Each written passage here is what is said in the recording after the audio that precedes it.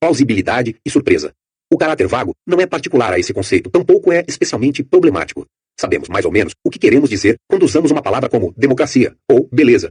E as pessoas com quem estamos conversando compreendem mais ou menos o que pretendemos dizer.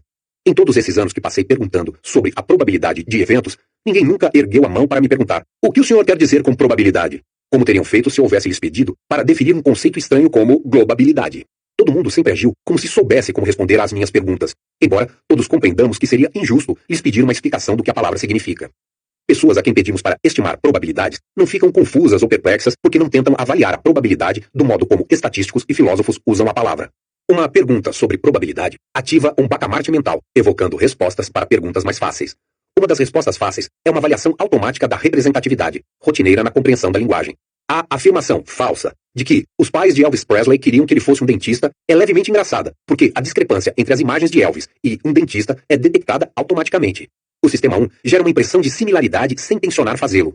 A heurística da representatividade está envolvida quando alguém diz: ela vai ganhar a eleição, você pode perceber que é uma vencedora. Ou, ele não irá longe como acadêmico, tem tatuagens demais. Nós nos apoiamos na representatividade quando julgamos a potencial liderança de um candidato ao governo pelo formato de seu queixo ou pela veemência de seus discursos. Embora seja comum, a previsão por representatividade não é estatisticamente o ideal. O best-seller de Michael Lewis, Moneyball, é uma história sobre a ineficácia desse modo de predição. Os olheiros profissionais de beisebol tradicionalmente preveem o sucesso de possíveis jogadores, em parte, por sua constituição e aparência. O herói do livro de Lewis é Billy Bain, gerente do Oakland A's, que tomou a impopular decisão de ir contra seus olheiros e selecionar jogadores segundo estatísticas de desempenho anterior. Os jogadores que o A's pegavam eram baratos, pois as outras equipes os haviam rejeitado por não terem o perfil. A equipe, em pouco tempo, conquistou excelentes resultados a um baixo custo. Os pecados da representatividade. Julgar a probabilidade com base na representatividade tem importantes virtudes. As impressões intuitivas que isso produz são frequentemente, na verdade, normalmente, mais precisas do que conjecturas fortuitas seriam. Na maior parte das ocasiões, pessoas que agem amigavelmente são de fato amigáveis. Um atleta profissional que é muito alto e magro tem muito maior probabilidade de jogar basquete do que futebol americano. Pessoas com doutorado têm maior probabilidade de assinar o New York Times do que pessoas que apenas completaram o ensino médio. Homens jovens apresentam maior probabilidade de dirigir agressivamente do que mulheres velhas. Em todos esses casos, e em muitos outros, há alguma verdade nos estereótipos que governam os julgamentos de representatividade. E as previsões que seguem essa heurística podem ser acuradas. Em outras situações, os estereótipos são falsos, e a heurística da representatividade induzirá a erro, sobretudo se levar as pessoas a negligenciar informação de taxa base que aponta em outra direção. Mesmo quando a heurística tem alguma validade, a confiança exclusiva nela está associada a graves pecados contra a lógica estatística. Um dos pecados da representatividade é uma predisposição excessiva a prever a ocorrência de eventos improváveis, taxa base baixa. Eis um exemplo. Você vê uma pessoa lendo o New York Times no metrô de Nova York. Quais dos seguintes palpites é o melhor sobre essa pessoa que lê? Ela tem um doutorado? Ela não tem diploma universitário. A representatividade lhe diria para apostar no doutorado, mas isso não é necessariamente inteligente. Você deve considerar seriamente a segunda alternativa, porque há muito mais graduandos do que graduados andando no metrô de Nova York. E se você tem de adivinhar se uma mulher que é descrita como uma tímida amante de poesia, estuda literatura chinesa ou administração, deve optar pela segunda alternativa. Mesmo que todas as estudantes de literatura chinesa fossem tímidas e adorassem poesia, é quase certo haver mais amantes de poesia tímidas entre a população muito maior de estudantes de administração. Pessoas sem treinamento em estatística são inteiramente capazes de usar taxas base em previsões sob certas condições. Na primeira versão do problema de Tom W, que não fornece qualquer detalhe sobre ele, fica óbvio para todo mundo que a probabilidade de Tom W estar em uma área particular é simplesmente a frequência da taxa base de matriculados naquela área. Entretanto, a preocupação com taxas base evidentemente desaparece assim que a personalidade de Tom W é descrita. Amos e eu originalmente acreditávamos, com base em nossa antiga evidência, que a informação da taxa base será sempre negligenciada quando informação sobre a ocorrência específica estiver disponível. Mas essa conclusão era forte demais. Os psicólogos têm conduzido inúmeros experimentos em que a informação da taxa base é explicitamente fornecida como parte do problema, e muitos dos participantes são influenciados por essas taxas base, embora a informação sobre o caso individual quase sempre pese mais do que a mera estatística. Norbert Schwartz e seus colegas mostraram que instruir pessoas a pensar como estatísticos intensificava o uso de informação da taxa base, ao passo que a instrução de pensar como um clínico tinha um efeito oposto. Um experimento conduzido há alguns anos com alunos de Harvard levou a uma descoberta que me surpreendeu. A ativação intensificada do sistema 2 causava uma melhoria significativa da exatidão de prognóstico no problema de Tom W. O experimento combinava o velho problema com uma variação moderna da fluência cognitiva. Metade dos estudantes recebiam instruções de inflar as bochechas durante a tarefa, enquanto os demais deviam franzir o rosto. Fechar o rosto numa carranca, como já vimos, em geral, aumenta a vigilância do sistema 2 e reduz tanto a superconfiança como a fé na intuição. Os alunos que inflaram as bochechas com uma expressão emocionalmente neutra, reproduziram os resultados originais, confiaram exclusivamente na representatividade e ignoraram as taxas base. Como os autores haviam previsto, porém, os carrancudos efetivamente mostraram alguma sensibilidade às taxas base. Isso foi uma descoberta instrutiva. Quando um julgamento intuitivo incorreto é feito, o sistema 1 e o sistema 2 devem ser ambos acusados. O sistema 1 sugeriu a intuição incorreta e o sistema 2 a endossou e expressou-a como um julgamento. Entretanto, há dois motivos possíveis para a falha do sistema 2, ignorância ou preguiça. Algumas pessoas ignoram taxas base porque acreditam que elas são irrelevantes na presença de informação individual. Outros cometem o mesmo engano porque não estão concentrados na tarefa. Se franzir o rosto faz alguma diferença, preguiça parece ser a explicação apropriada da negligência com a taxa base, ao menos entre alunos de Harvard. O sistema 2 deles sabe que taxas base são relevantes mesmo quando não estão explicitamente mencionadas, mas aplica esse conhecimento apenas quando investe especial esforço na tarefa. O segundo pecado da representatividade é a insensibilidade à qualidade da evidência. Lembre-se da regra do sistema 1, WYSIATI. No exemplo de tom W, o que ativa seu maquinário associativo é uma descrição de tom, que pode ou não ser um retrato preciso. A afirmação de que tom W exibe pouca compreensão e pouca simpatia pelas pessoas foi provavelmente suficiente para convencer você e a maioria dos outros ouvintes de que é muito improvável que ele seja um aluno de ciência social ou assistência social. Mas você foi explicitamente instruído a não confiar na descrição. Você, em princípio, certamente compreende que informação sem valor não deve ser tratada de forma diferente da completa falta de informação. Mas o WYSIATI torna muito difícil aplicar esse princípio. A menos que você decida imediatamente rejeitar a evidência, por exemplo, determinando que a recebeu de um mentiroso, seu sistema 1 irá processar automaticamente a informação disponível como se fosse verdadeira. Há só uma coisa que você pode fazer quando tem dúvidas sobre a qualidade da evidência.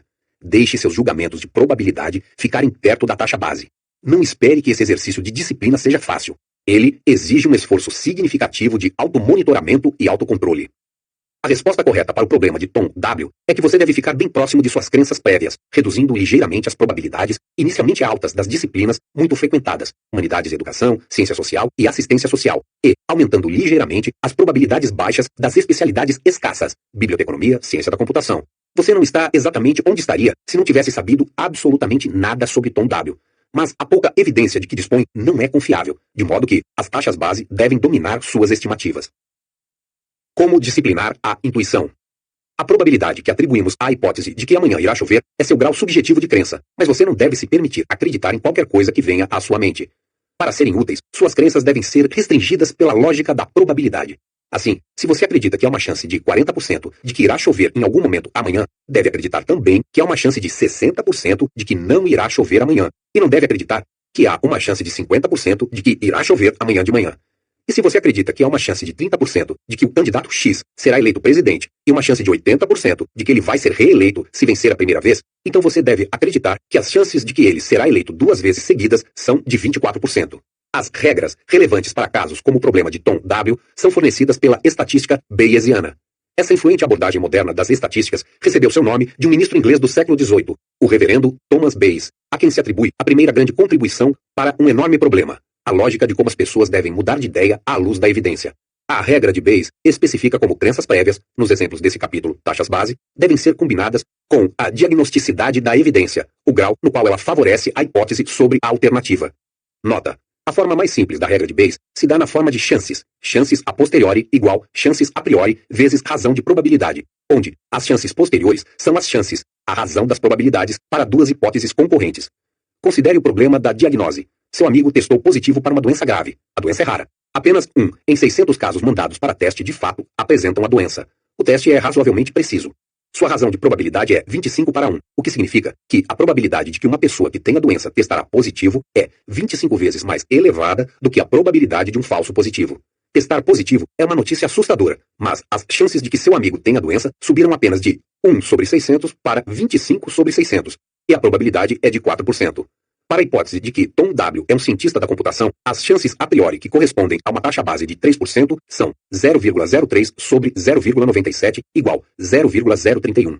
Presumindo uma razão de probabilidade de 4, a descrição é 4 vezes tão provável se Tom W for um cientista da computação do que se ele não for. As possibilidades a posteriori são 4 vezes 0,031 igual 12,4. A partir dessas possibilidades, você pode calcular que a probabilidade a posteriori de Tom W ser um cientista da computação é agora de 11%, pois 12,4 sobre 112,4 igual 0,11. Por exemplo, se você acredita que 3% dos alunos de graduação estão matriculados em ciência da computação, a taxa base, e se você também acredita que a descrição de Tom W é 4 vezes mais provável para um aluno de graduação nessa área do que em outras áreas, então a regra de Bayes diz que você deve acreditar que a probabilidade de que Tom W é um cientista da computação é agora de 11%. Se a taxa base tivesse sido de 80%, o novo grau de crença seria de 94,1% e assim por diante. Os detalhes matemáticos não são relevantes nesse livro. Há 2 ideias a se ter em mente acerca do raciocínio bayesiano e de como tendemos a nos confundir com ele. A primeira é de que as taxas base fazem diferença, mesmo na presença de evidência sobre o caso em questão.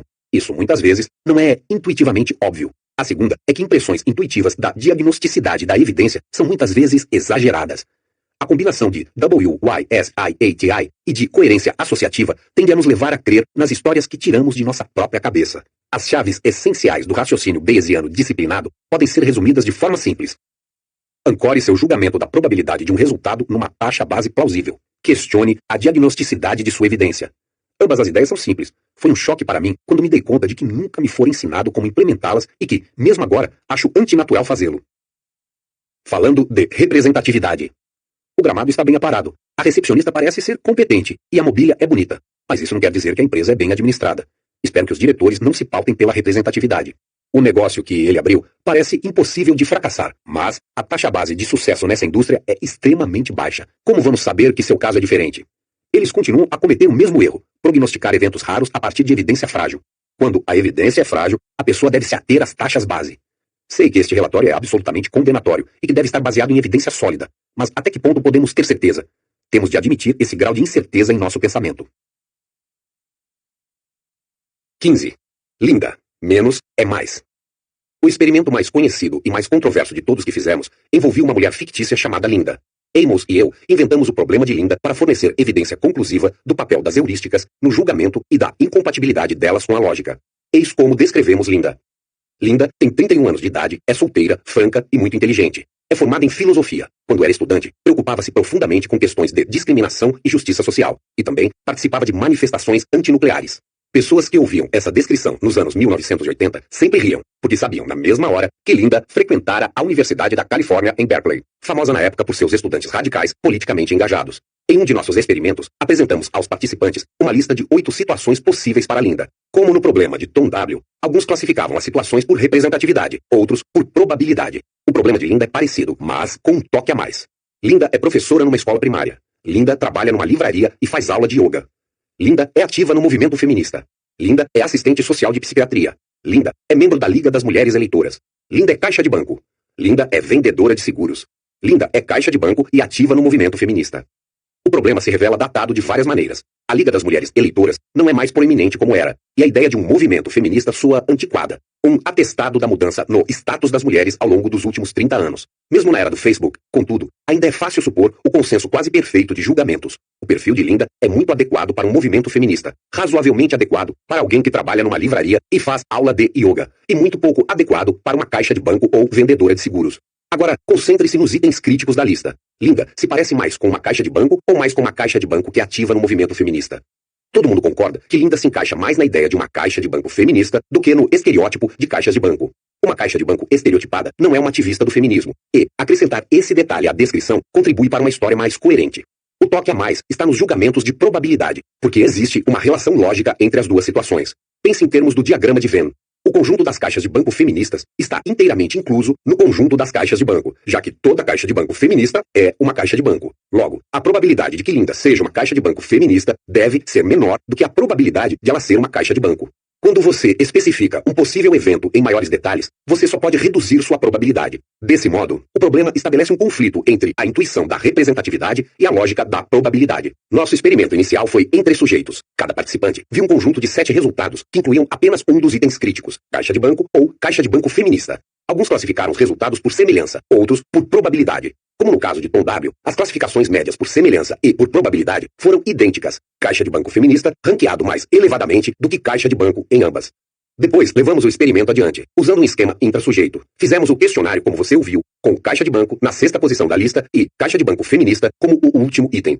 Ficamos convencidos de que os participantes notariam a relação entre os 2 resultados e que suas classificações seriam consistentes com a lógica. De fato, ficamos tão certos disso que não julgamos valer a pena conduzir um experimento especial.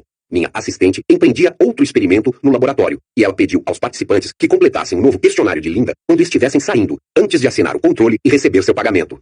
Cerca de 10 questionários haviam se acumulado em uma bandeja sobre a mesa de minha assistente, quando olhei casualmente para eles e descobri que todos os voluntários haviam classificado Caixa de Banco Feminista como mais provável que Caixa de Banco.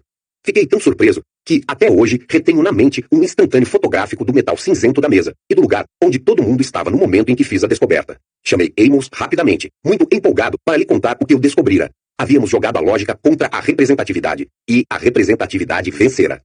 No linguajar deste livro, observamos uma falha do Sistema 2. Nossos participantes tiveram uma bela oportunidade de detectar a relevância da regra lógica, uma vez que ambos os resultados foram incluídos na mesma classificação. Eles não tiraram vantagem dessa oportunidade. Quando entendemos o experimento, descobrimos que 89% dos alunos de graduação em nossa amostragem violaram a lógica da probabilidade. Estávamos convencidos de que participantes estatisticamente sofisticados se sairiam melhor. Então, submetemos o mesmo questionário a doutorandos no programa de ciência da decisão da Stanford Graduate School of Business, todos os quais haviam frequentado diversos cursos avançados sobre probabilidade, estatística e teoria da decisão. Ficamos mais uma vez surpresos. 85% desses entrevistados também classificaram Caixa de Banco Feminista como mais provável do que Caixa de Banco. No que posteriormente descreveríamos como tentativas cada vez mais desesperadas de eliminar o erro, apresentamos grandes grupos de pessoas para Linda e lhes fizemos essa pergunta simples. Qual alternativa é mais provável?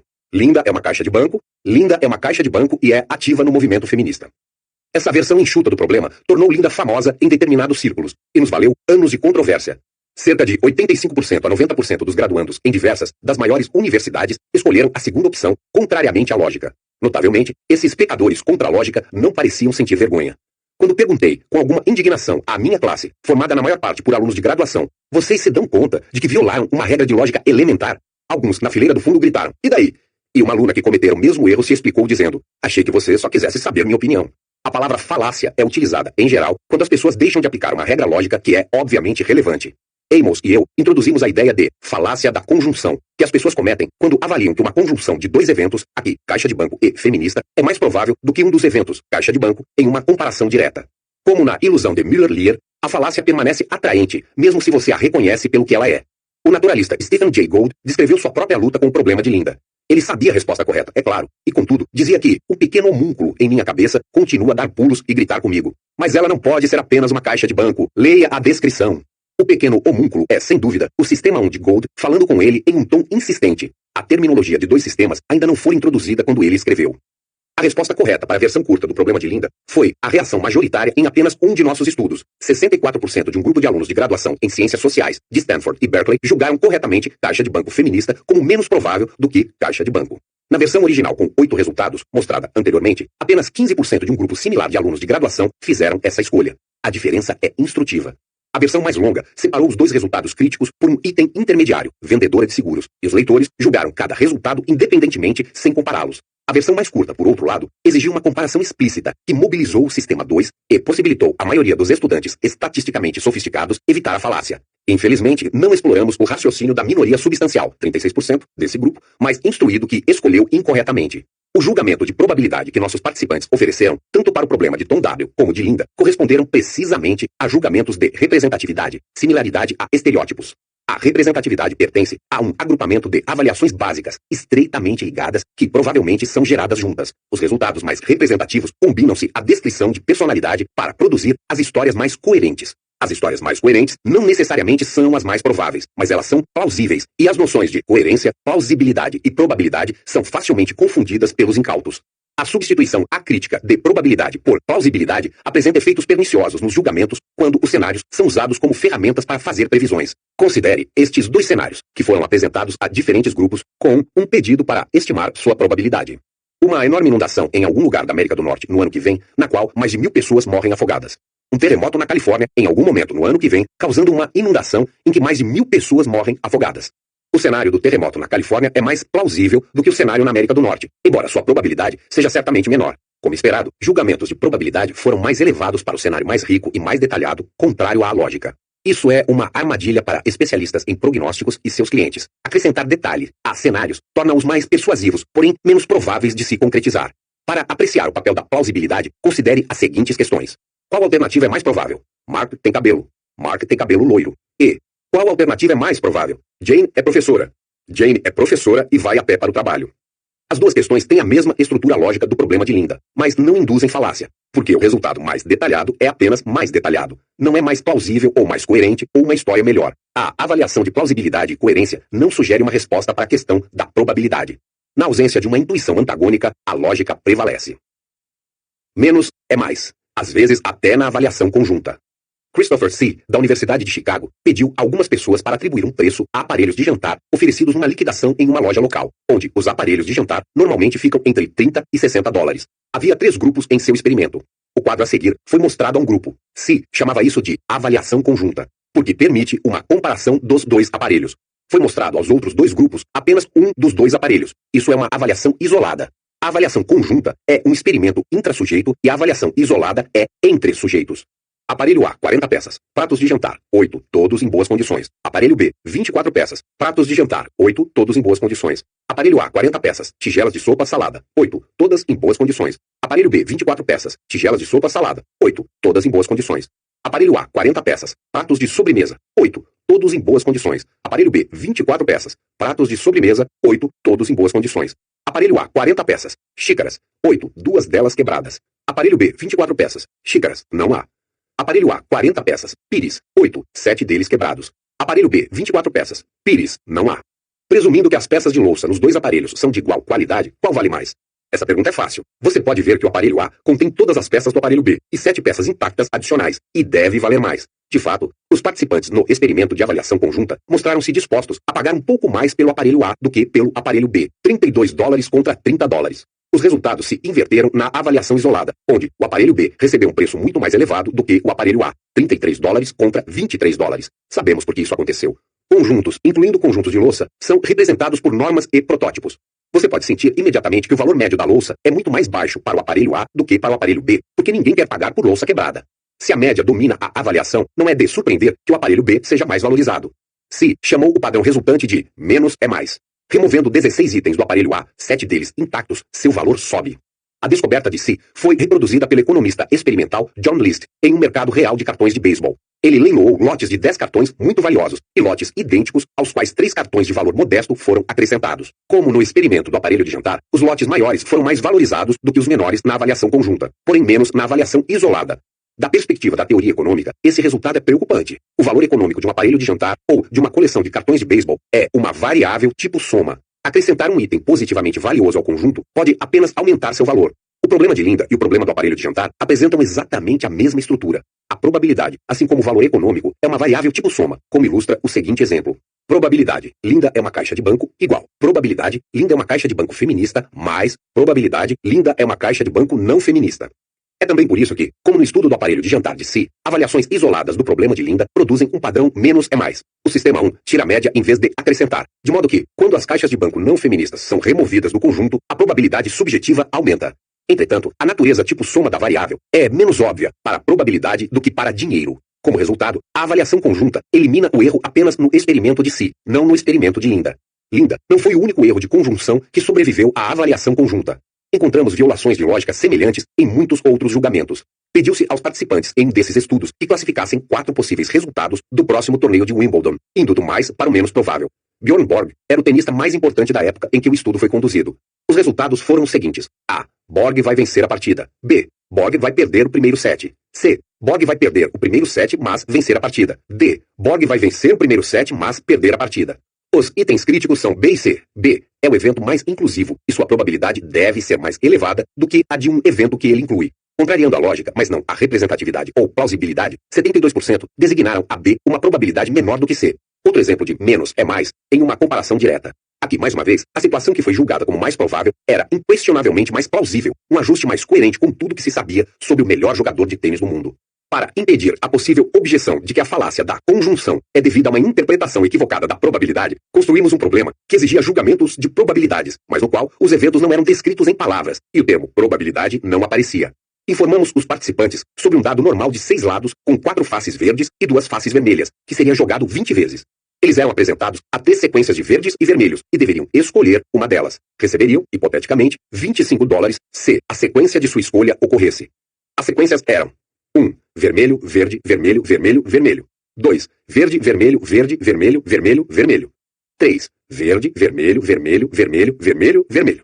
Como o dado tinha 2 vezes mais faces verdes que vermelhas, a primeira sequência é muito pouco representativa, como Linda sendo uma caixa de banco. A segunda sequência, que contém 6 lances, é mais apropriada para o que esperávamos desse dado, pois inclui 2 verdes. Contudo, essa sequência foi construída acrescentando um verde ao início da primeira sequência, de modo que ela só pode ser menos provável do que a primeira.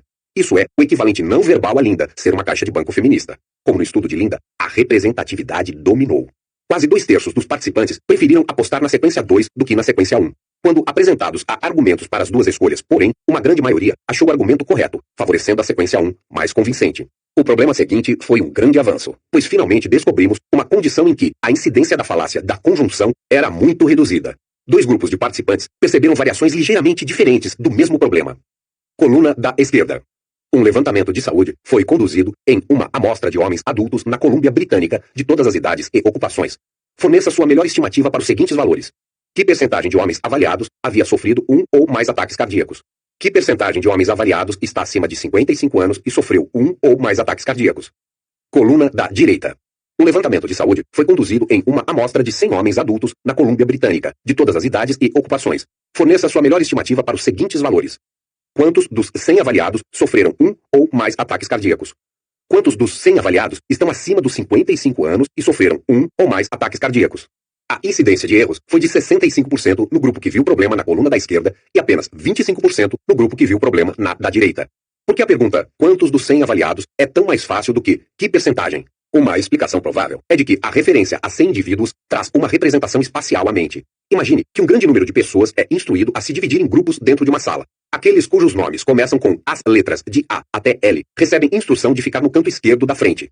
Depois, eles são orientados a continuar se dividindo.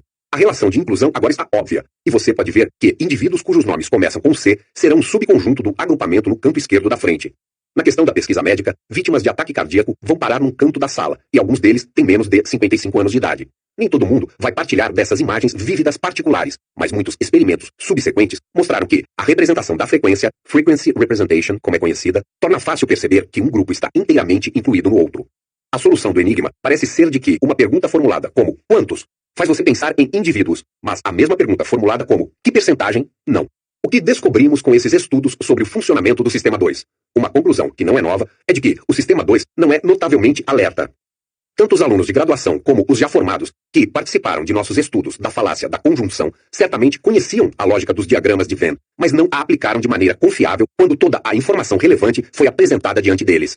O absurdo do padrão menos é mais ficou óbvio no estudo do aparelho de jantar de Si, e foi facilmente reconhecido na representação do quantos, mas não ficou óbvio para os milhares de pessoas que cometeram a falácia da conjunção no problema de Linda original, e em outros nesses mesmos moldes. Em todos esses casos, a conjunção pareceu plausível, e isso bastou para endossar o Sistema 2. A preguiça do Sistema 2 é parte da história.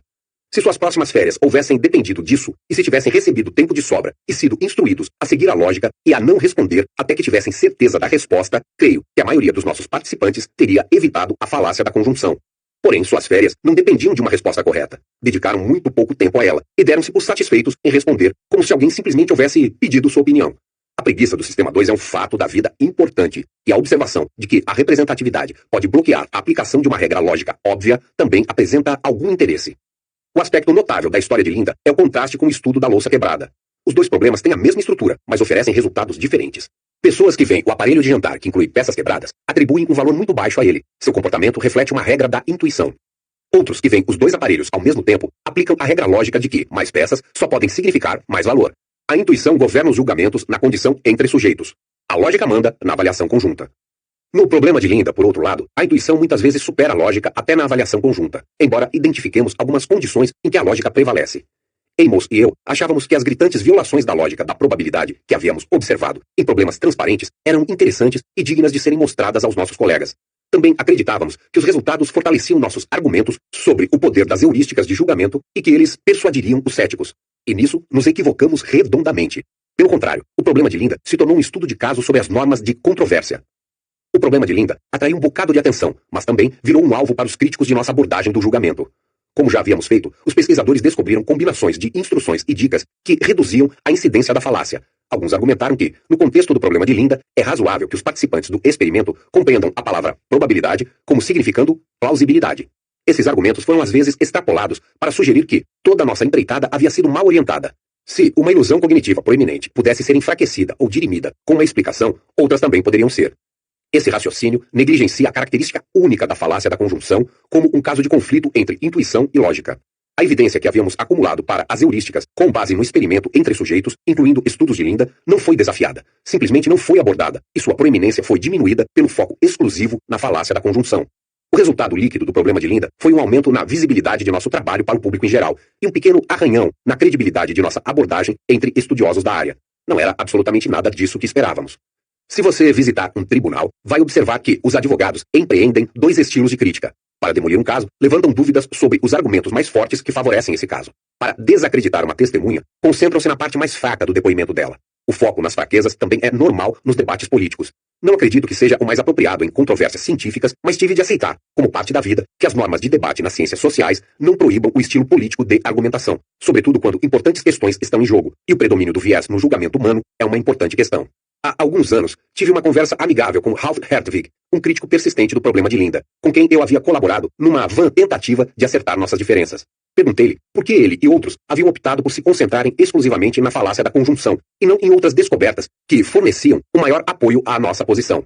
Ele sorriu e respondeu. Era mais interessante, acrescentando que o problema de Linda atraíra tanta atenção que não tínhamos motivo algum para nos queixar. Falando de menos é mais. Eles construíram um cenário muito complicado e insistiram em chamá-lo de altamente provável. Não é. É apenas uma história plausível. Adicionaram um brinde vagabundo a um produto caro e tornaram o negócio todo menos atraente. Menos é mais nesse caso. Na maioria das situações, uma comparação direta torna as pessoas mais cuidadosas e mais lógicas. Mas nem sempre. Às vezes, a intuição vence a lógica, mesmo quando a resposta correta está bem na sua frente. 16. Causas superam estatísticas. Considere a seguinte situação e tome nota de sua resposta intuitiva para a questão. Um táxi envolveu-se numa colisão e fugiu do local do acidente à noite. Duas companhias de táxi, a verde e a azul, operam na cidade. Você recebe os seguintes dados. 85% dos táxis na cidade são verdes e 15% são azuis. Uma testemunha identificou o táxi como azul. O tribunal testou a confiabilidade da testemunha sob as circunstâncias existentes na noite do acidente e concluiu que a testemunha identificou corretamente cada uma das duas cores em 80% do tempo e falhou em 20% do tempo.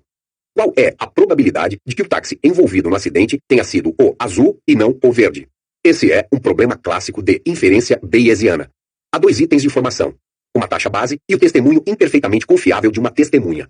Na ausência de uma testemunha, a probabilidade de o táxi culpado ser azul é de 15%, que é a taxa base desse resultado. Se as duas empresas de táxi fossem igualmente grandes, a taxa base não seria informativa, e você consideraria apenas a confiabilidade da testemunha, concluindo que a probabilidade é de 80%. As duas fontes de informação podem ser combinadas pela regra de Bayes. A resposta correta é 41%. Nota: aplicando a regra de Bayes na forma de possibilidades, as possibilidades a priori são as possibilidades para o táxi azul a partir da taxa base, e a razão provável é a razão da probabilidade de a testemunha dizer que o táxi é azul se ele for azul, dividida pela probabilidade de a testemunha dizer que o táxi é azul se ele for verde. Possibilidades a posteriori igual 0,15 dividido por 0,85 vezes 0,80 dividido por 0,20 igual 0,706. As possibilidades são a razão da probabilidade de que o táxi seja azul dividida pela probabilidade de que o táxi seja verde. Para obter a probabilidade de que o táxi seja azul, calculamos. Probabilidade azul igual 0,706 dividido por 1,706 igual 0,41. A probabilidade de que o táxi seja azul é de 41%. Porém, você provavelmente consegue adivinhar o que as pessoas fazem quando enfrentam este problema. Elas ignoram a taxa base e vão pela testemunha. A resposta mais comum é 80%. Estereótipos causais. Agora considere uma variação da mesma história em que apenas a apresentação da taxa base havia sido alterada. Você recebe os seguintes dados. As duas empresas operam o mesmo número de táxis, mas táxis verdes estão envolvidos em 85% dos acidentes. A informação sobre a testemunha é como na versão anterior. As duas versões do problema são matematicamente indistinguíveis, mas são psicologicamente bem diferentes. As pessoas que leem a primeira versão não sabem como usar a taxa base e muitas vezes a ignoram. Por outro lado, pessoas que veem a segunda versão atribuem considerável peso à taxa base, e seu julgamento médio não está muito longe da solução bayesiana. Por quê? Na primeira versão, a taxa base dos táxis azuis é um fato estatístico sobre os táxis na cidade. Uma mente faminta por histórias causais não encontra nada para mastigar. Como o número de táxis verdes e azuis na cidade faz com que esse motorista de táxi fuja do local do acidente. Na segunda versão, por outro lado, os motoristas de táxi verdes causam mais de 5 vezes o número de acidentes que os táxis azuis. A conclusão é imediata. Os motoristas verdes devem ser um bando de malucos irresponsáveis. Você agora formou um estereótipo da irresponsabilidade verde, que aplica aos motoristas individuais desconhecidos da empresa. O estereótipo é facilmente encaixado numa história causal, pois irresponsabilidade é um fato causalmente relevante acerca dos taxistas individuais. Nessa versão, há duas histórias causais que necessitam ser combinadas ou reconciliadas. A primeira é a fuga após o acidente, que naturalmente evoca a ideia de que um motorista verde irresponsável estava envolvido. A segunda é o depoimento da testemunha, que sugere fortemente que o táxi era azul. As inferências das duas histórias sobre a cor do carro são contraditórias e, aproximadamente, anulam uma à outra. As chances para as duas cores são praticamente iguais. A estimativa bayesiana é de 41%, refletindo o fato de que a taxa base dos táxis verdes é um pouco mais extrema do que a confiabilidade da testemunha que denunciou um táxi azul. O exemplo do táxi ilustra dois tipos de taxas base. Taxas base estatísticas são fatos sobre uma população a qual um caso pertence, mas não são relevantes para o caso individual. Taxas base causais mudam sua opinião de como o caso individual veio a ocorrer. Os dois tipos de informação de taxa base são tratados diferentemente. Taxas base estatísticas, de um modo geral, são subestimadas e, às vezes, completamente negligenciadas quando alguma informação específica sobre o caso em questão está disponível. Taxas base causais são tratadas como informação sobre o caso individual e são facilmente combinadas com outra informação específica do caso. A versão causal do problema do táxi tinha a forma de um estereótipo. Motoristas verdes são perigosos. Estereótipos são afirmações sobre o grupo que são, pelo menos provisoriamente, aceitas como fatos sobre todos os membros. Eis dois exemplos. A maioria dos alunos que se formam na escola desse bairro pobre vai para a faculdade. O interesse por ciclismo é disseminado na França. Essas afirmações são prontamente interpretadas como determinantes de uma propensão em membros individuais do grupo e se encaixam numa história causal. Muitos alunos dessa escola pobre estão ansiosos e têm capacidade para entrar na faculdade, presumivelmente devido a algumas características benéficas da vida nessa escola. Há forças na cultura e na vida social francesas que levam muitos franceses a se interessar por ciclismo. Esses fatos virão à sua lembrança quando você pensar na probabilidade de que um determinado aluno da escola frequentará a faculdade ou quando estiver pensando se deve comentar sobre o Tour de France numa conversa com um francês que acabou de conhecer. Estereotipar é uma palavra feia em nossa cultura, mas no uso que faço dela é neutra. Uma das características básicas do Sistema 1 é que ele representa categorias como normas e paradigmas prototípicos. É desse modo que pensamos em cavalos, geladeiras e policiais de Nova York. Mantemos na memória uma representação de um ou mais membros normais de cada uma dessas categorias. Quando as categorias são sociais, essas representações são chamadas de estereótipos. Alguns estereótipos são perniciosamente errados, e estereotipar com hostilidade pode acarretar terríveis consequências. Mas os fatos psicológicos não podem ser evitados. Estereótipos, sejam corretos ou falsos, são o modo como pensamos em categorias. Você talvez note a ironia. No contexto do problema do táxi, negligenciar a informação de taxa base é uma falha cognitiva, um lapso no raciocínio bayesiano, e confiar em taxas base causais é desejável.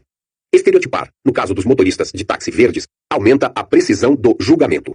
Em outros contextos, porém, como uma empresa contratando ou a polícia abordando um suspeito, há uma forte norma social contra estereotipar, que inclusive está prevista em lei.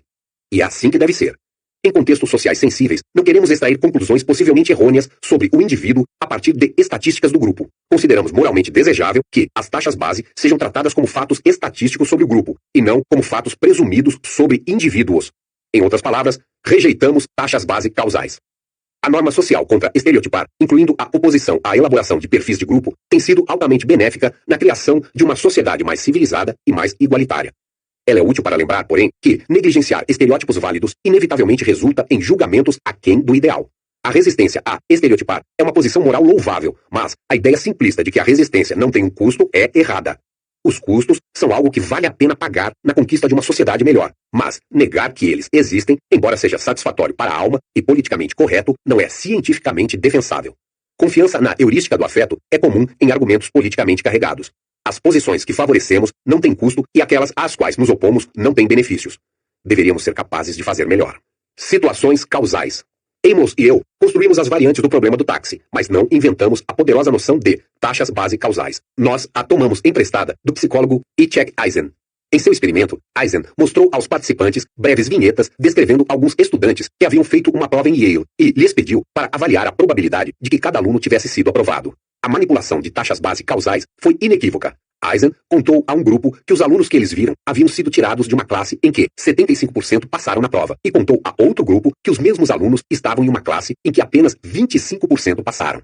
Isso é uma manipulação poderosa, pois a taxa base de aprovação sugere a inferência imediata de que a prova em que somente 25% passaram deve ter sido terrivelmente difícil.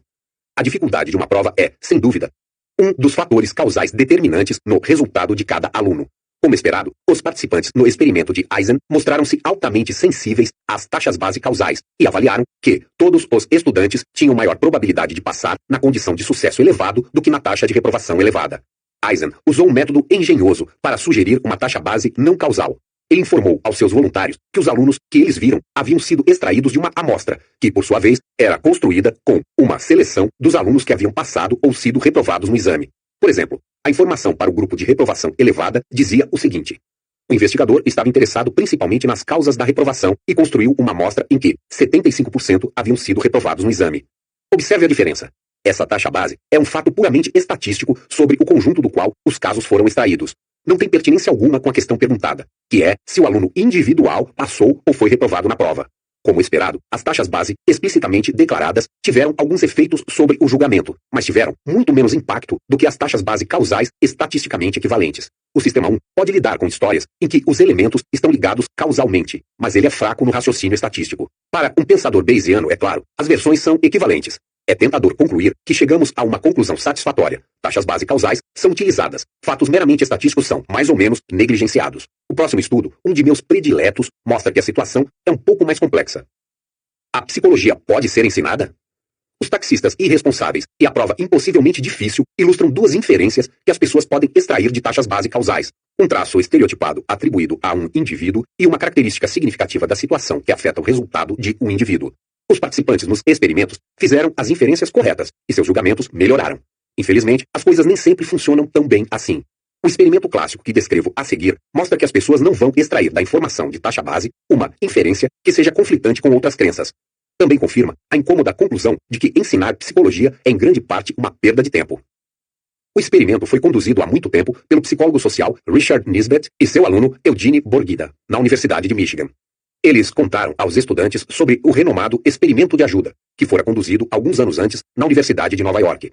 Os participantes nesse experimento eram levados a cabines individuais e convidados a falar ao interfone sobre suas vidas e problemas pessoais.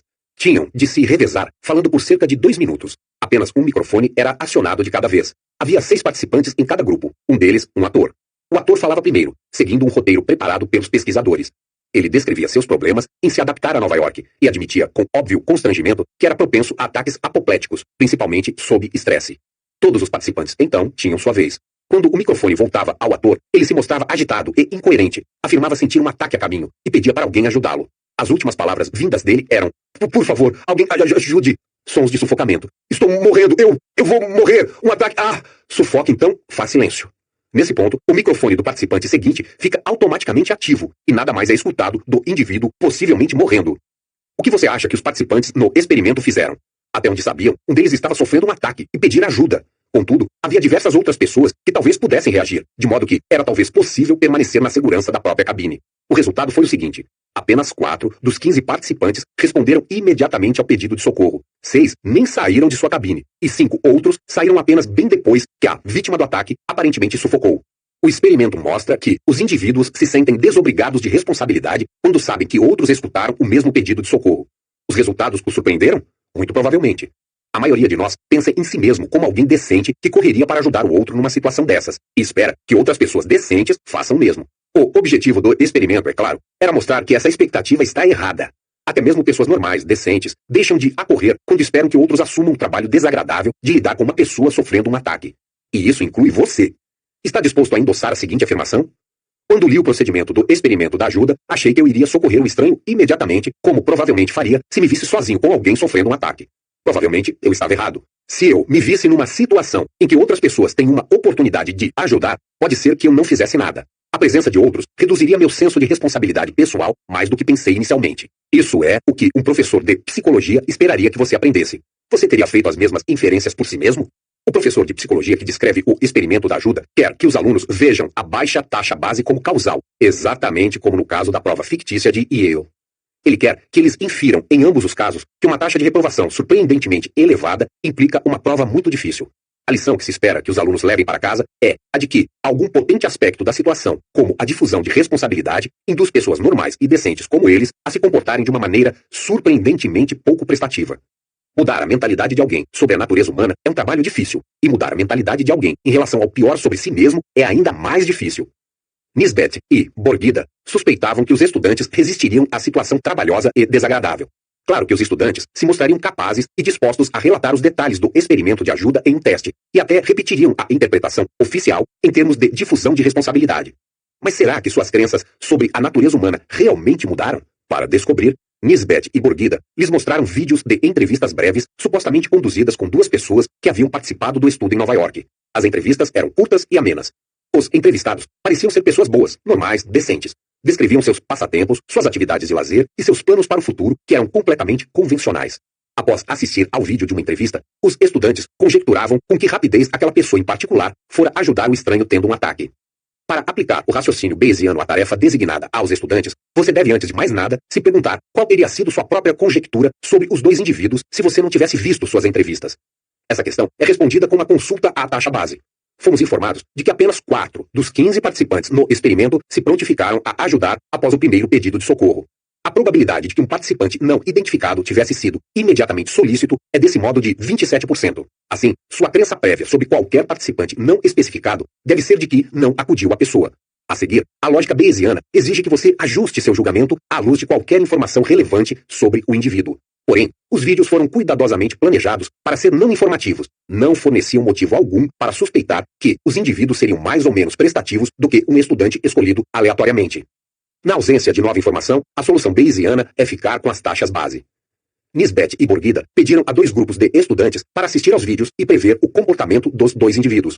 Os estudantes do primeiro grupo foram informados apenas sobre o procedimento do experimento de ajuda, não sobre os resultados. Seus prognósticos refletiram a visão deles da natureza humana e sua compreensão da situação. Como era de esperar, eles previram que ambos os indivíduos sairiam imediatamente em socorro da vítima. O segundo grupo de estudantes sabia tanto do procedimento do experimento como de seus resultados. A comparação dos prognósticos dos 2 grupos fornece a resposta para uma questão significativa. Os estudantes aprendem com os resultados do experimento de ajuda alguma coisa que mude significativamente seu modo de pensar? A resposta é clara: não aprendem nada. Suas previsões sobre os 2 indivíduos foram indistinguíveis das previsões feitas pelos estudantes que não haviam sido expostos aos resultados estatísticos do experimento. Eles tinham conhecimento da taxa base no grupo de onde os indivíduos haviam sido extraídos, mas continuaram convencidos de que as pessoas que viram o vídeo acorreriam em auxílio do estranho tendo um ataque. Para professores de psicologia, as implicações desse estudo são desanimadoras.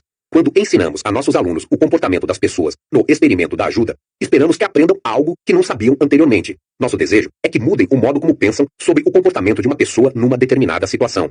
Esse objetivo não foi alcançado no estudo de Nisbet e Borgida, e não há motivo para acreditar que os resultados teriam sido diferentes se eles tivessem escolhido outro experimento psicológico surpreendente. De fato, Nisbet e Borgida registraram resultados similares na condução de outro estudo, em que uma moderada pressão social levou as pessoas a aceitar choques elétricos muito mais dolorosos do que a maioria de nós e deles teria esperado. Estudantes que não desenvolvem uma nova apreciação do poder do contexto social não aprenderam nada de valor com o experimento. As previsões que fizeram sobre estranhos aleatórios ou sobre seu próprio comportamento indicam que não mudaram seu ponto de vista sobre como teriam se comportado. Nas palavras de Nisbet e Borgida, os alunos calmamente se eximem, bem como a seus amigos e conhecidos, das conclusões de experimentos que os surpreendam. Mas os professores de psicologia não devem entrar em desespero, pois Nisbet e Borgida informam uma maneira de fazer seus alunos apreciarem o objetivo do experimento da ajuda. Eles pegaram um novo grupo de alunos e lhes instruíram sobre o procedimento do experimento, mas não os informaram sobre os resultados do grupo. Mostraram os 2 vídeos e simplesmente disseram a seus alunos que os 2 indivíduos que tinham acabado de ver não haviam ajudado o estranho. Depois, lhes pediram para estimar os resultados globais. A conclusão foi incrível. As estimativas dos estudantes mostraram-se extremamente precisas. Para ensinar aos alunos alguma psicologia que não sabiam antes, você deve surpreendê-los. Mas que surpresa vai funcionar? Nisbet e Borgida descobriram que, ao mostrar para os alunos um fato estatístico surpreendente, os alunos não conseguiram aprender coisa alguma. Mas, quando os alunos eram surpreendidos por casos individuais, 2 pessoas boas que não haviam ajudado, fizeram a generalização na mesma hora e inferiram que ajudar é mais difícil do que haviam pensado. Nisbet e Borgida resumiram os resultados em uma frase memorável: a relutância dos participantes em deduzir o particular do geral só se compara à sua predisposição a inferir o geral do particular. Essa é uma conclusão profundamente importante. Pessoas informadas sobre fatos estatísticos surpreendentes acerca do comportamento humano podem ficar impressionadas a ponto de contar a seus amigos o que descobriram, mas isso não significa que sua percepção do mundo mudou de fato. O teste de aprendizado de psicologia é para saber se a sua percepção das situações com que você se depara mudou, não se você aprendeu um fato novo. Há um profundo abismo entre o que pensamos sobre estatísticas e o que pensamos sobre casos individuais. Resultados estatísticos com uma interpretação causal têm um efeito mais forte sobre o que pensamos do que a informação não causal. Mas nem mesmo estatísticas causais atraentes vão mudar crenças longamente acalentadas ou crenças enraizadas na experiência pessoal. Por outro lado, casos individuais surpreendentes têm um impacto poderoso e constituem ferramenta mais eficaz para ensinar psicologia porque a incongruência deve ser solucionada e vir embutida numa história causal. Eis porque este livro contém questões que são dirigidas pessoalmente ao leitor. É mais provável que você aprenda algo vendo coisas surpreendentes em seu próprio comportamento do que ouvindo falar de fatos surpreendentes sobre as pessoas de modo geral. Falando de causas e estatísticas. Não podemos presumir que eles vão aprender alguma coisa de fato a partir de meras estatísticas. Vamos lhes mostrar um ou dois casos representativos individuais para influenciar seu sistema 1. Não precisamos nos preocupar com que essa informação estatística seja ignorada. Pelo contrário, ela vai ser utilizada imediatamente para alimentar um estereótipo. 17. Regressão à média. Tive uma das experiências ao estilo Eureka mais gratificantes de minha carreira quando ensinava a instrutores de voo da Força Aérea Israelense sobre a psicologia do treinamento eficaz. Eu lhes falava sobre um importante princípio de treinamento de habilidade. Recompensas por desempenho aperfeiçoado funcionam melhor do que punição por erros. Essa proposição é apoiada por grande evidência de pesquisa com pombos, ratos, humanos e outros animais. Quando terminei minha entusiasmada exposição, um dos instrutores mais experientes do grupo ergueu a mão, e foi sua vez de fazer a própria exposição. Ele começou por concordar que, de fato, recompensar a melhoria de desempenho podia ser bom para pássaros, mas negou que fosse a melhor coisa para cadetes da Força Aérea. O que ele disse foi o seguinte: em várias ocasiões, elogiei os cadetes por alguma execução perfeita numa manobra acrobática.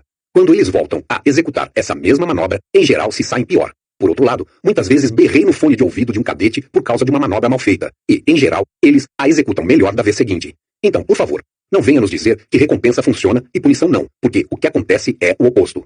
Esse foi um alegre momento de insight, quando vi, sob nova luz, um princípio estatístico que eu vinha ensinando havia anos. O instrutor tinha razão, mas também estava redondamente enganado. Sua observação foi perspicaz e correta. Ocasiões em que ele elogiava o desempenho provavelmente se fariam seguir de um desempenho decepcionante, e punições eram tipicamente acompanhadas de melhoria. Mas a inferência que ele extraíra sobre a eficácia da recompensa e punição errara o alvo completamente. O que ele havia observado é conhecido como regressão à média, que, nesse caso, se devia a flutuações aleatórias na qualidade do desempenho. Naturalmente, ele só elogiava um cadete cujo desempenho estava muito acima da média. Mas esse cadete provavelmente apenas tivera sorte naquela tentativa particular, e desse modo, era provável que piorasse, independentemente de ter ou não sido elogiado. De modo similar, o instrutor gritava na comunicação por rádio com o cadete apenas quando o desempenho deste era singularmente ruim, e desse modo, com probabilidade de melhorar, independentemente do que o instrutor fizesse. O instrutor vinculara uma interpretação causal às flutuações inevitáveis de um processo aleatório. O desafio não podia ficar sem resposta, mas uma aula de álgebra de previsão não seria recebida com muito entusiasmo. Em vez disso, peguei um giz e desenhei um alvo no chão. Pedi a cada oficial na sala para ficar de costas para o alvo e jogar duas moedas ali, em imediata sucessão, sem olhar. Medimos as distâncias do alvo e escrevi os dois resultados de cada arremessador na lousa. Depois, reescrevemos os resultados em ordem, do melhor para o pior desempenho na primeira tentativa. Ficou óbvio que a maioria, mas nem todos, dos que haviam se saído bem na primeira vez, pioraram na segunda tentativa. E os que se saíram mal na primeira tentativa, de um modo geral, melhoraram. Comentei com os instrutores que o que eles haviam presenciado na lousa coincidia com o que havíamos escutado a respeito do desempenho em sucessivas execuções de manobras aéreas. Um desempenho ruim era tipicamente seguido de melhoria e um desempenho bom de piora, sem qualquer ajuda de elogios ou punição. A descoberta que fiz nesse dia foi de que os instrutores de voo estavam aprisionados numa desafortunada contingência. Como eles puniam os cadetes quando o desempenho era ruim, eram na maior parte dos casos recompensados com uma melhoria subsequente, mesmo que a punição fosse na verdade ineficaz. Além do mais, os instrutores não estavam sozinhos nesse dilema. Eu estava presenciando um fato significativo da condição humana. O feedback ao qual a vida nos expõe é perverso. Como tendemos a ser bons com os outros quando nos agradam e ruins quando não o fazem, somos estatisticamente punidos por sermos bons e estatisticamente recompensados por sermos ruins. Talento e sorte. Alguns anos atrás, John Brockman, que edita a revista online Edge, pediu a um certo número de cientistas que apresentassem sua equação favorita. Essas foram minhas contribuições. Sucesso igual talento mais sorte. Grande sucesso igual um pouco mais de talento mais muita sorte. A ideia nada surpreendente de que a sorte muitas vezes contribui para o sucesso tem consequências surpreendentes quando a aplicamos aos primeiros 2 dias de um torneio de golfe de alto nível. Para manter as coisas simples, suponha que, em ambos os dias, a pontuação média dos competidores foi no par 72. Nós nos concentramos em um jogador que se saiu muito bem no primeiro dia, encerrando com uma pontuação de 66. O que podemos aprender dessa pontuação excelente? Uma inferência imediata é de que o golfista é mais talentoso do que a média de participantes do torneio. A fórmula para o sucesso sugere que outra inferência é igualmente justificada. O golfista que se saiu tão bem no dia 1 provavelmente desfrutou de sorte maior do que a média nesse dia. Se você aceita que tanto talento como sorte contribuem para o sucesso, a conclusão de que o golfista bem-sucedido foi sortudo é tão justificada quanto a conclusão de que ele é talentoso. Igualmente, se você olha para um jogador que pontuou 5 acima do par nesse dia, tem motivo para inferir que ele é um pouco fraco e teve um dia ruim. Claro, você sabe que nenhuma dessas inferências é segura. É inteiramente possível que o jogador que marcou 77 seja, na verdade, muito talentoso, mas teve um dia excepcionalmente horrível. Por mais incertas que sejam, as seguintes inferências a partir da pontuação no dia 1 são plausíveis e estarão corretas com mais frequência do que estão erradas. Pontuação acima da média no dia 1 igual talento acima da média mais sorte no dia 1. E pontuação abaixo da média no dia 1 igual talento abaixo da média mais falta de sorte no dia 1. Agora, presuma que você sabe a pontuação de um golfista no dia 1 e lhe pedem para predizer sua pontuação no dia 2.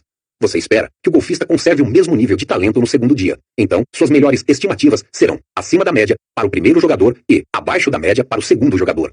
Com sorte, é claro, são outros 500. Já que você não tem como prever a sorte dos golfistas no segundo ou em qualquer outro dia, sua melhor suposição deve ser que ela será mediana, nem boa, nem má. Isso significa que, na ausência de qualquer outra informação, sua melhor estimativa sobre a pontuação dos jogadores no dia 2 não deve ser uma repetição do desempenho deles no dia 1. Isto é o máximo que você pode dizer. O golfista que se saiu bem no dia 1 tem maior probabilidade de ser bem-sucedido também no dia 2, mas menos do que no primeiro dia, pois a sorte incomum que ele provavelmente teve no dia 1 tem pouca probabilidade de continuar. O golfista que se saiu mal no dia 1 provavelmente ficará abaixo da média no dia 2, mas vai melhorar, pois há pouca probabilidade de que sua provável onda de azar continue. Também esperamos que a diferença entre os dois golfistas diminua no segundo dia, embora nossa melhor estimativa seja de que o primeiro jogador ainda se sairá melhor do que o segundo. Meus alunos sempre ficaram surpresos em saber que o melhor desempenho previsto para o dia 2 é mais moderado, mais próximo da média, do que a evidência na qual está baseado a contagem no dia 1. Eis porque o padrão é chamado regressão à média. Quanto mais extrema a pontuação original, mais regressão é esperada, pois uma pontuação extremamente boa sugere um dia de muita sorte. A previsão regressiva é razoável, mas sua precisão não é garantida. Alguns dos golfistas que marcaram 66 no dia 1 irão se sair ainda melhor no segundo dia se sua sorte melhorar.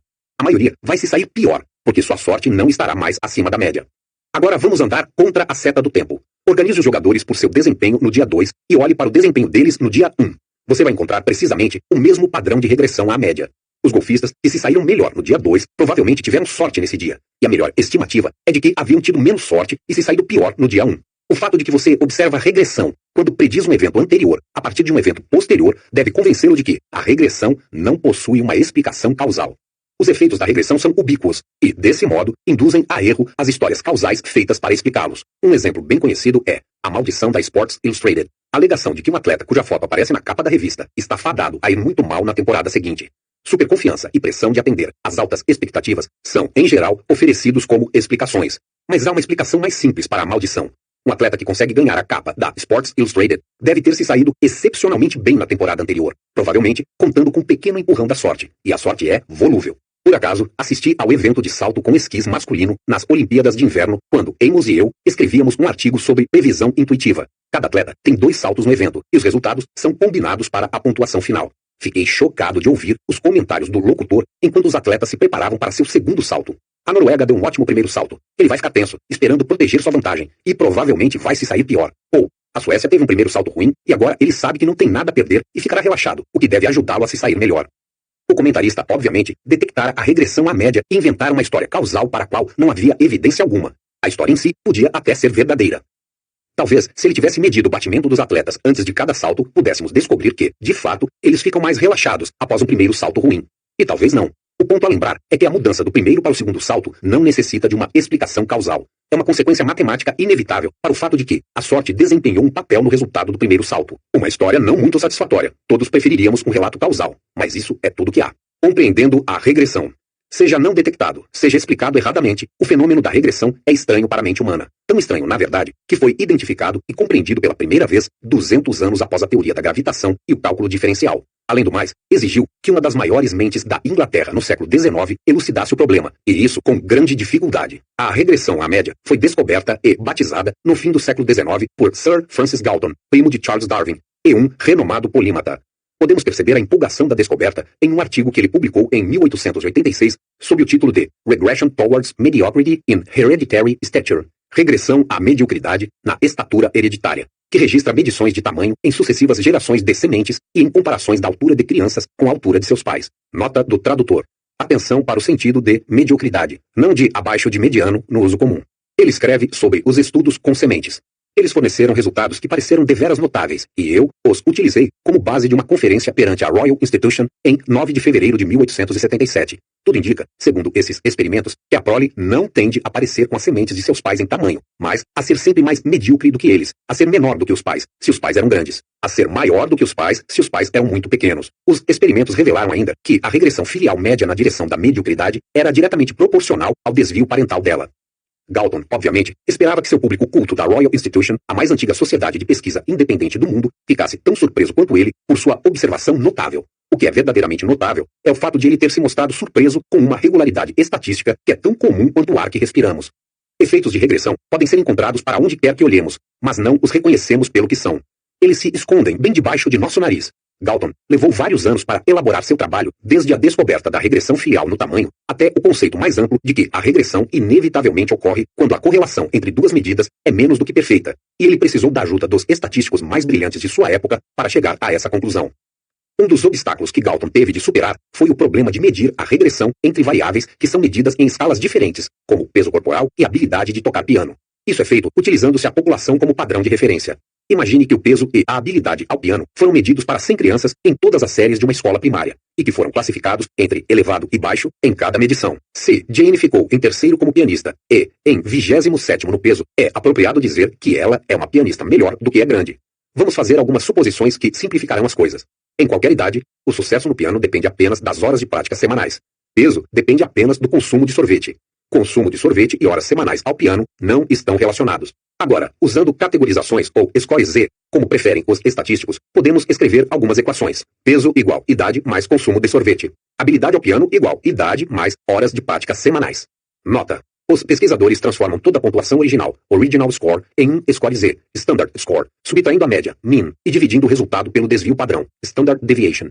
Scores Z têm uma média de 0 e um desvio padrão de 1, e podem ser comparados através de variáveis, especialmente quando as distribuições estatísticas das pontuações originais são similares, e possuem muitas propriedades matemáticas desejáveis, que Galton precisou solucionar para compreender a natureza da correlação e regressão.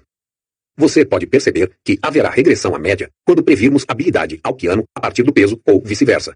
Se tudo o que você sabe sobre Tom é que ele ocupa o 20º lugar em peso, muito acima da média, você pode inferir estatisticamente que ele provavelmente é mais velho do que a média, e também que, provavelmente, consome mais sorvete que as outras crianças. Se tudo o que você sabe sobre Bárbara é que ela ocupa a 85ª posição em piano, muito abaixo da média do grupo, pode inferir que é provável que seja mais nova e que é provável que pratique menos do que a maioria das outras crianças. O coeficiente de correlação entre as duas medidas, que varia entre 0 e 1, é uma medida do peso relativo dos fatores que eles compartilham. Por exemplo, todos compartilhamos nossos genes com cada um de nossos pais, e para características nas quais os fatores ambientais exercem relativamente pouca influência, como altura, a correlação entre pai e filho não está longe de 0,50. Nota, isso não será verdadeiro em um ambiente em que algumas crianças são desnutridas. As diferenças de nutrição se tornarão importantes, a proporção de fatores compartilhados vai diminuir, e com ele, a correlação entre a altura dos pais e a altura dos filhos, a menos que os pais de crianças desnutridas também sofressem retardo no crescimento durante a infância. Para apreciar o significado da medida de correlação, a seguir alguns exemplos de coeficientes. A correlação entre o tamanho de objetos medidos com precisão em inglês ou em unidades métricas é 1. Qualquer fator que influencie uma medição também influencia a outra. 100% dos determinantes são compartilhados. A correlação entre altura e peso, declarados pela própria pessoa entre norte-americanos adultos do sexo masculino, é 0,41. Se incluíssem mulheres e crianças, a correlação seria muito mais elevada, pois sexo e idade dos indivíduos influenciam tanto sua altura como seu peso, impulsionando o peso relativo de fatores compartilhados. Nota. A correlação foi calculada para uma amostra muito grande da população dos Estados Unidos, Gallup Healthways Wellbeing Index. A correlação entre pontuações de SAT e GPA universitário é de aproximadamente 0,60. Nota do tradutor. SAT, Scholastic Aptitude Test. Teste padronizado para admissão nas faculdades americanas. GPA, Grade Point Average, índice do ensino superior que fornece a pontuação média do aluno, obtido com a divisão das notas num determinado período pelo total de créditos cursados. Porém, a correlação entre testes de aptidão e sucesso nas pós-graduações é muito mais baixa, em grande parte porque a aptidão medida varia pouco nesse grupo seleto. Se todos apresentam aptidões similares, as diferenças nessa mensuração apresentam pouca probabilidade de desempenhar um papel importante na medida do sucesso. A correlação entre renda e nível educacional nos Estados Unidos é de aproximadamente 0,40. Nota: a correlação parece impressionante, mas fiquei surpreso em descobrir há muitos anos, com o sociólogo Christopher Jenkins, que se todo mundo tivesse o mesmo grau de instrução, a desigualdade de renda, medida pelo desvio padrão, seria reduzida apenas em cerca de 9%. A fórmula relevante é raiz quadrada de 1 menos R ao quadrado, onde R é a correlação. A correlação entre renda familiar e os 4 últimos dígitos de seu número de telefone é 0. Francis Galton precisou de vários anos para perceber que correlação e regressão não são 2 conceitos, são perspectivas diferentes do mesmo conceito. Nota: isso é verdade quando ambas as variáveis são medidas em pontuações padrão, isto é, em que cada pontuação é transformada eliminando a média e dividindo o resultado pelo desvio padrão. A regra geral é inequívoca, mas apresenta consequências surpreendentes. Sempre que a correlação entre 2 pontuações é imperfeita, haverá regressão à média. Para ilustrar o insight de Galton, pegue uma proposição que a maioria das pessoas acha interessante. Mulheres muito inteligentes tendem a se casar com homens que são menos inteligentes do que elas. Você pode dar início a uma boa conversa numa festa, perguntando qual a explicação para isso, e seus amigos o atenderão prontamente. Mesmo pessoas que já tiveram algum contato com estatística interpretarão espontaneamente a afirmação em termos causais. Alguns podem pensar em mulheres muito inteligentes querendo evitar a competição de homens igualmente inteligentes, ou sendo forçadas a baixar seu padrão de escolha conjugal porque homens inteligentes não querem competir com mulheres inteligentes. Explicações mais dissolvidas virão à tona numa boa festa. Agora considere esta afirmação. A correlação entre pontuações de inteligência de cônjuges é menos do que perfeita. Essa afirmação é obviamente verdadeira e nem um pouco interessante. Quem esperaria que a correlação fosse perfeita? Não há nada que explicar. Mas a afirmação que você achou interessante e a afirmação que achou trivial são algebricamente equivalentes. Se a correlação entre a inteligência de cônjuges é menos do que perfeita e se homens e mulheres em média não diferem em inteligência, então é uma inevitabilidade matemática que mulheres altamente inteligentes serão casadas com maridos que são, em média, menos inteligentes do que elas são, e vice-versa, é claro. A regressão à média observada não pode ser mais interessante ou mais explicável do que a correlação imperfeita. Você provavelmente simpatiza com a luta de Galton com o conceito de regressão. De fato, o estatístico David Friedman costumava dizer que se o tema da regressão viesse à tona num julgamento civil ou criminal, o lado obrigado a explicar a regressão para o júri perderia o caso. Por que é tão difícil? O principal motivo para a dificuldade é um tema recorrente deste livro. Nossa mente é fortemente propensa a explicações causais e não lida bem com meras estatísticas. Quando nossa atenção é exigida por algum evento, a memória associativa procura sua causa. Mais precisamente, a ativação vai se propagar automaticamente para qualquer causa que já esteja armazenada na memória. Explicações causais serão evocadas quando a regressão é detectada, mas estarão erradas, pois a verdade é que a regressão à média possui uma explicação, mas não possui uma causa. O evento que atrai nossa atenção no torneio de golfe é a deterioração frequente do desempenho dos golfistas que se saíram bem no dia 1. A melhor explicação para isso é que esses golfistas foram extraordinariamente sortudos nesse dia, mas essa explicação carece da força causal que nossas mentes preferem. De fato, pagamos muito bem a algumas pessoas para fornecer explicações interessantes dos efeitos de regressão. Um consultor empresarial que anuncia corretamente que os negócios foram melhores este ano porque foram mal no ano passado, muito provavelmente está com os dias contados. Nossas dificuldades com o conceito de regressão origina-se tanto no sistema 1 como no sistema 2.